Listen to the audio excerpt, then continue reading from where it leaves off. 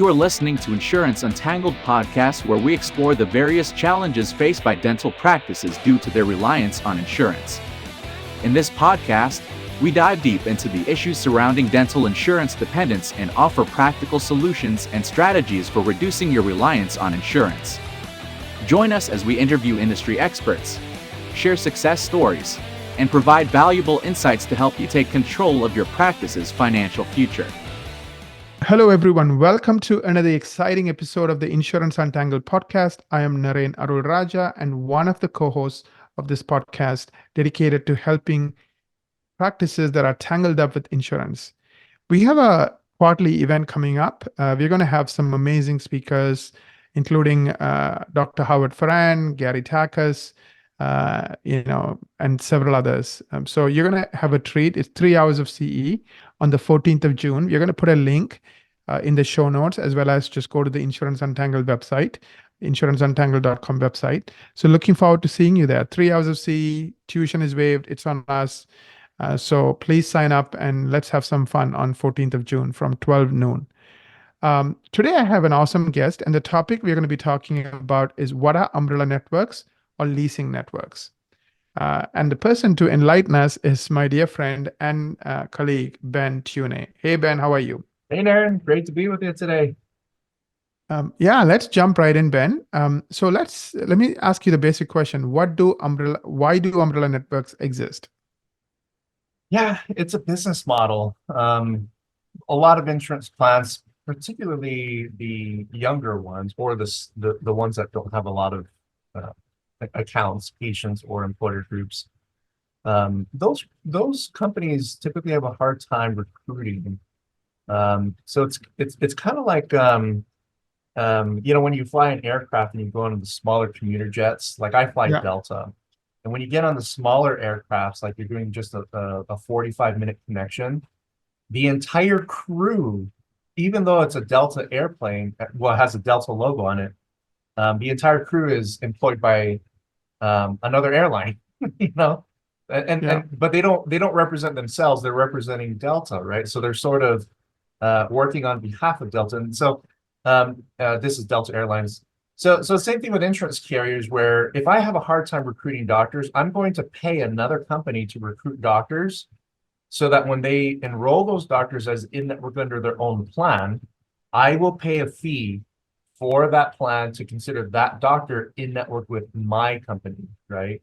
So that's called a rental or leasing arrangement. I call them umbrella network arrangements, in the sense that these PPOs, they enter into relationships with each other to pay a fee for that other company to recruit doctors for me, right? Right. And that helps with budgeting for me, in the event where it's so unstable for me to hire people to recruit because the numbers are inconsistent. So I'd rather pay a smaller fee just to rent somebody else's network that's out there to make my network of doctors look bigger, right?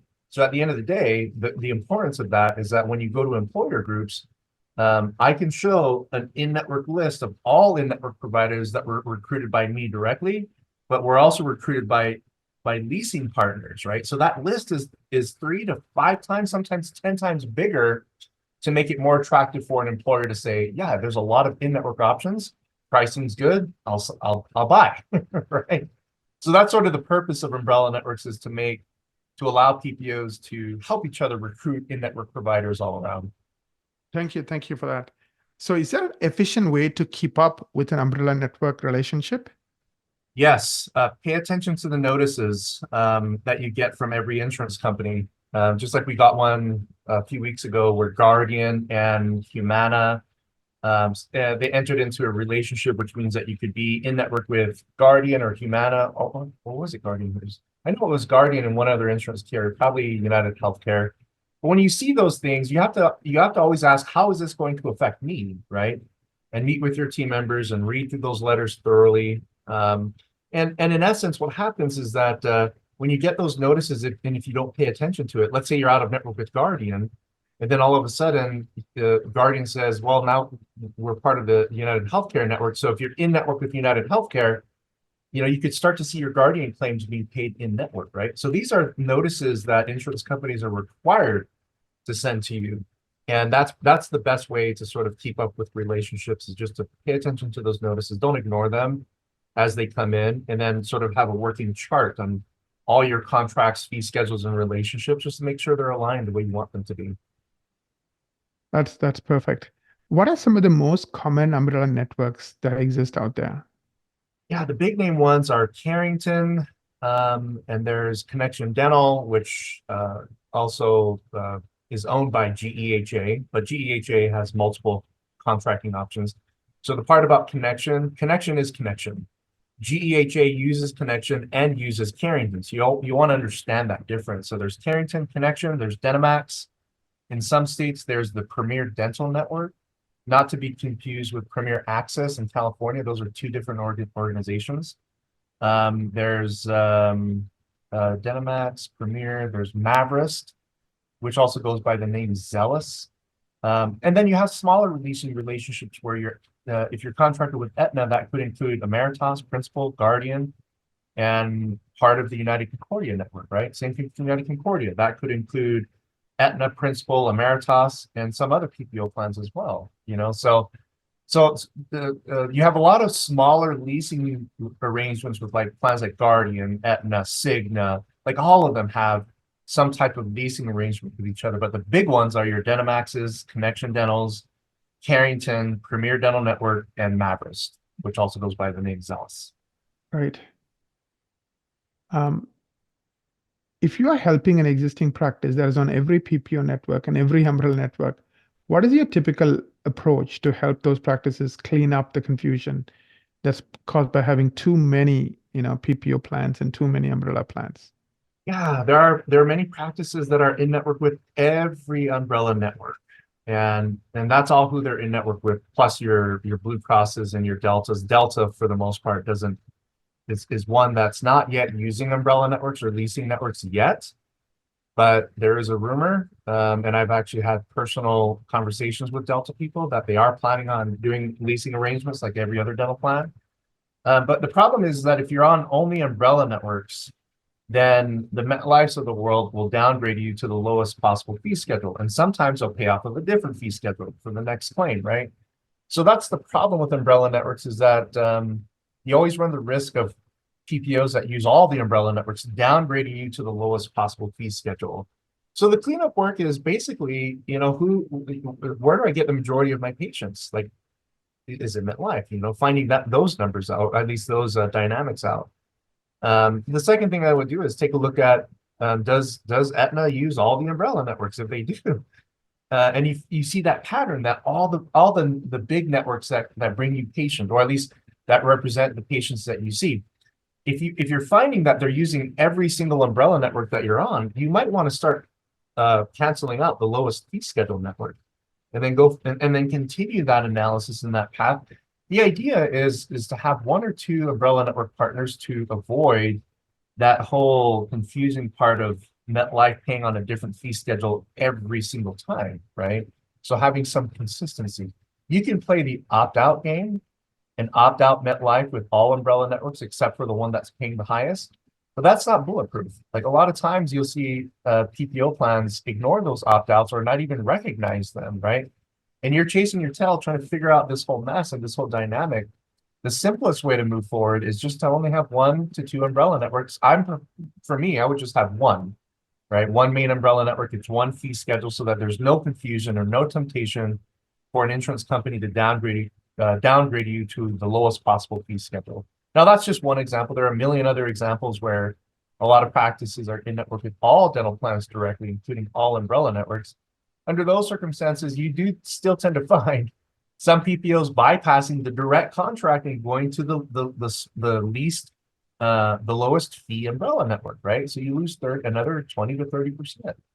So it requires a lot of time, attention, and focus in terms of cleaning it up, so that you eliminate the option for these PPO plans to downgrading you to a lower fee schedule. Right. Do you think these umbrella relationships will go up or go down over time? Yeah, at one point, the umbrella networks sort of were stagnant, right? There were many of them that existed, but you didn't really see a whole lot of progress or change. mainly because a lot of doctors were going in network directly with PPOs. But a lot has happened in the last 4 years to where a lot of doctors are going out of network, and they're only keeping the highest fee schedule umbrella network. And that has provided a lot of motivation for the insurance industry to increase these umbrella network relationships. So the pattern, as I'm seeing it now, is that these umbrella network relationships or umbrella network contracts are going to increase into the future, which means that Delta Dental very much likely will start playing this same game at some point in the future, which is an indication that their provider network is diminishing as well. And so umbrella networks exist in communities where provider networks tend to suffer, meaning not a lot of doctors are participating with insurance companies directly. And that's exactly what's going on, is there's a lot of doctors going out of network, and now you're seeing umbrella network relationships on the rise around the country. I'm not a fan of umbrella networks just because of the horror stories I've heard from all my clients. What's your take on it, Ben? Yeah, there are pros and cons with them. Like the pro is you could utilize the umbrella networks and reverse engineer the strategy that they're using against you, which is they're forcing you to take the lowest possible fee schedules, right? Right. And that the whole design from an umbrella network is to avoid paying you higher out-of-network reimbursements. So therefore, capturing in-network on any fee schedule at a discounted rate is a good thing for insurance companies. So if you reverse that strategy and you use a good umbrella network partner and you understand the dynamics of how umbrella networks work, it could be the best thing for your practice to, as it pertains to sort of getting off of PPOs over time, right? Is first consolidating down to a single umbrella network partner, maybe as a stepping stone towards out of network, but possibly even a permanent structure if the fees are right? So in that scenario, umbrella networks can be very beneficial and friendly to you. In most situations, umbrella networks are a nightmare, and I'm not a very big fan of that, but I think it's mostly a function of education, understanding, and that's not an insult to people that deal with umbrella networks and are confused. I mean, it's easy to sort of get bogged down in that world. So my best advice is just to simply look at those relationships from the perspective of if it's going to really benefit you, talk to an expert to learn more about how they work in an effort for you to kind of simplify those relationships. But otherwise, be careful of the traps of umbrella networks, especially if you're doing 2 or more. That's usually when umbrella network relationships become a nightmare. And then cleaning that up, it takes over a year to clean up umbrella network structures in a way that's going to be beneficial for you. But that cleanup work can be a nightmare too. Just be patient with that cleanup work, whether you're doing it on your own or working with another company. No matter what the company is, if they really understand umbrella network relationships, you'll find that if you intend to maximize the use of them, they can be very helpful. Thank you, Ben. Any final thoughts as we bring this to a close? Yeah, I recognize that this stuff can be sort of overwhelming. They're overwhelming for me and for our company, the ones that sort of help clean this stuff up for doctors across the country. But I'm an open book when it comes to these types of things, and I know that there are a lot of questions surrounding umbrella networks, whether they're a good idea, bad idea, how to transition out of them. And of course, if you're faced with those challenges and you have questions, just send me an email. I'd be totally happy to sort of provide any helpful answers that'll sort of help you unwind the mess that umbrella networks can give you. So best email for me is just my work email, ben@veritasdentalresources.com. Ben at veritasdentalresources.com. Thank you so much, Ben, for that wonderful conversation about umbrella networks. If you enjoyed this podcast, please write a review for us on iTunes or Google. We are also now available on YouTube podcasts.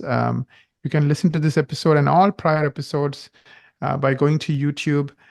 You can also subscribe to us on the YouTube channel by following @Insurance Untangled and hit the notification bell to stay updated on the latest episodes and content. Till we meet again, have a wonderful, amazing week ahead.